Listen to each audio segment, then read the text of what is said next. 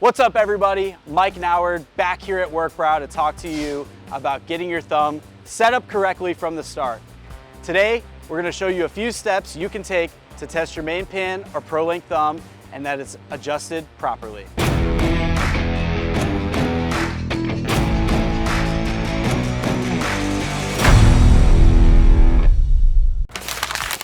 Step 1, pressure check. First, check your hydraulic pressure. Your thumb cylinder should never exceed the bucket pressure. Thumbs typically run between 1500 PSI and 2250 PSI. Anything higher means it'll likely overpower your bucket and leave you open to damages. You might notice the sticker that we send on our thumb is going to say a max pressure of 2500 PSI. We see a ton of customers that will immediately set the pressures at that level. However, we really suggest start lower and work your way up. WorkBrow has specifically designed their thumbs with oversized cylinders which maintain a significant level of force without the requirement for high pressures. You want to set your RPMs to about 2000 or whatever your machine recommendation is. You're going to go into your menu, so we're going to toggle until you find it. There we go, attachment flow rate. So within there I can select the thumb, and then I can adjust my pressures up or down depending on how fast I want it to go, as long as it's within that range specified by the thumb manufacturer.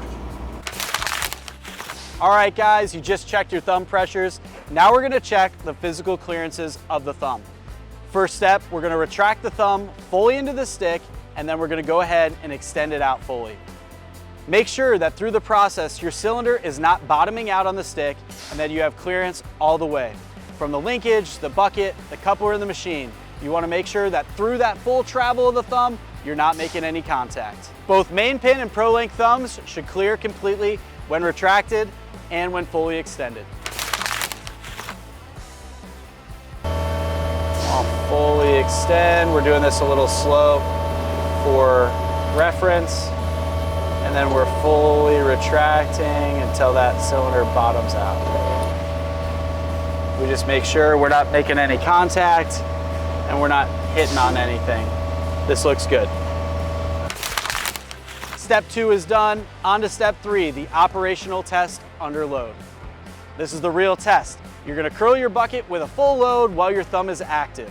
A properly set thumb will give way to the bucket curl without losing grip on the material. If the thumb's fighting you at this point, we really suggest repeating steps 1 and 2.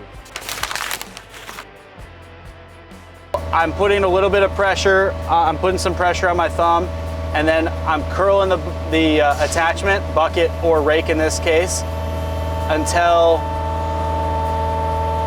it's starting to move the thumb. So in this case, you can see the thumb just gave way to the rake, and that's how it should be. Say, if this thumb was set over pressure,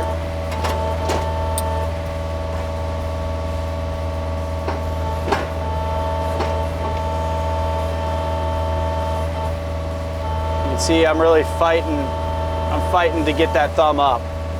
That would be an example of what it looks like when it would be over pressure. Thank you so much for watching. We really hope that we helped answer some of your questions today by getting your thumb set up correctly from the start.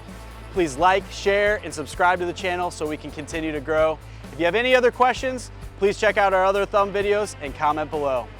If you're interested in the thumb for your machine or you want to talk about your specific application, please reach out to our product specialist or call your local dealer today.